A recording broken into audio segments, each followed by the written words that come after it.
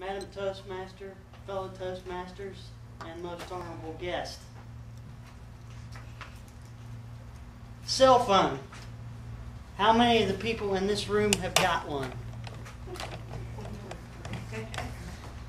Probably a lot of you.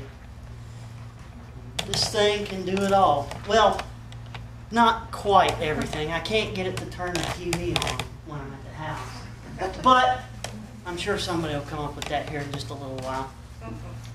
But it can do anything.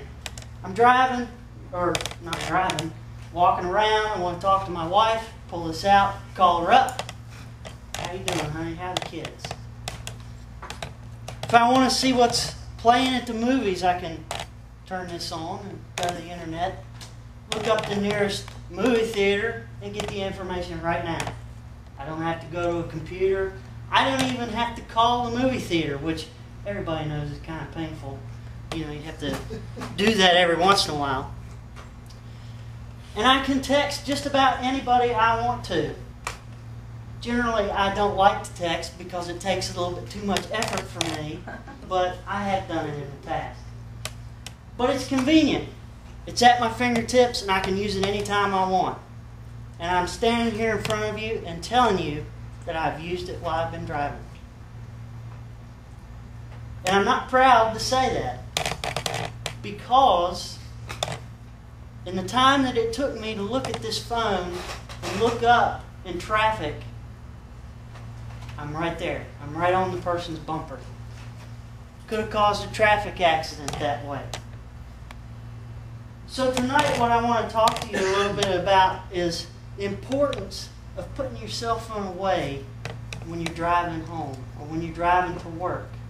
Because the chance that you take with answering the phone like this or texting while you're driving could be your last chance. So I want to try to communicate to you some tips as well as some facts about cell phones and distracted driving. But I want to start out real quick with a scenario. I live in West Point. I don't live here in Newport News, so I have a pretty good commute every day. I come down to Yorktown, I work with Mr. Stan here, and I drive 45 minutes back home. One day I was headed west back towards my home, and I was driving along listening to the radio. I had my cell phone, in my holder. I was driving along, and I just happened to look out my driver's side window. And there was this lady, she was in a Mercedes-Benz, and she was driving by me. And as I looked over, I noticed, does she have her hands on the steering wheel?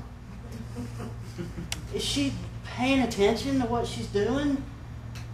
Oh, wow. No, she's not. She's texting. She had a BlackBerry, had both of her hands off of the steering wheel, and was texting just like this, looking down. Going 70 miles an hour. Actually, she was going a little bit more than 70 miles an hour because I was doing about 72, 73 until I saw the cop. But, after that. But it made me think a little bit. It made me take my phone out and put it in a cup holder next to me and turn it off. But I have to say, old habits die hard. And the other day, I got a call from my wife. And my wife doesn't believe any of this stuff. She gives me a hard time. I told her, I'm going to stop using my cell phone when I get in the truck. What do you mean? Why? It's wonderful. It's great. Well, not really. The numbers don't support it. So she called me up. I answer the phone, talking to her. I'm distracted. Hang up. Realize I need to tell her something important. Pick it back up, and rather than call her back, start trying to text while I'm driving. And that's bad for me. Not just because I could hurt somebody, but because, I'm not paying attention. I can't focus on what I'm supposed to be doing, and that's driving my vehicle. So let me give you a little bit of an idea of what distracted driving and cell phones do for folks in America. And I'm going to read some of these statistics because they're kind of hard to elucidate without reading them. Talking on a cell phone causes nearly 25% of car accidents in this country. 4 out of every 5 accidents, which is about 80%, are attributed to distracted drivers. In contrast, drunk drivers account for roughly 1 out of 3 of all accidents nationally. So you can see, drunk drivers account for a lot, but distracted driving accounts for a whole lot more. According to the Human Factors and Ergonomics Society, drivers talking on cell phones are 18% slower to react to brake lights. They also take 17% longer to regain the speed they lost when they braked. And for every 6 seconds of drive time, a driver sending or receiving a text message spends 4.6 of those seconds with their eyes off the road. This makes texting the most distracting of all cell phone related tasks. So you can see the numbers support that it's dangerous. So I'm telling you these numbers, I'm telling you my experiences, but what can you do to help yourself? That's what's important. That's what you need to know. And I'm going to give you a couple of tips here real quick. Tip number 1, try to place calls when you're stopped. Pull off to the side of the road and make that phone call. Or do like I've done in the past, turn it off. I know most folks have family and there could be an emergency.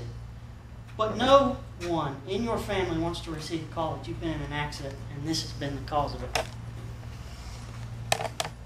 it.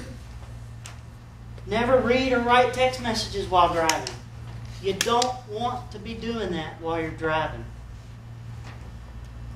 And lastly, if you have to use the phone, get a hands-free device or hold the phone at eye level so that you can kind of see where you're driving. But to conclude, it's very important. It could save your life.